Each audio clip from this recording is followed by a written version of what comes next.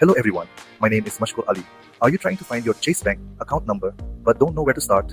Don't worry. In this video, I'll show you step by step how you can easily check your Chase account number online using the Chase mobile app and website. It's quick, simple, and you don't need to visit the bank. If you're traveling somewhere and you need your Chase Bank account number, you can use the Chase app installed on your mobile to get the account number. To find your account number, first you need to open the Chase mobile app on your phone.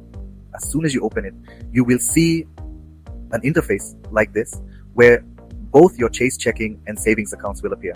You just need to click on the account for which you want to know the account number. Suppose we click on the checking account. As soon as we click on the checking account, an interface like this will appear in front of us. It will show your balance and other details.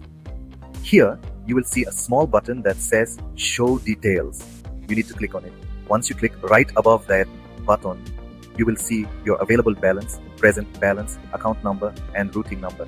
From here, you can easily get your account number.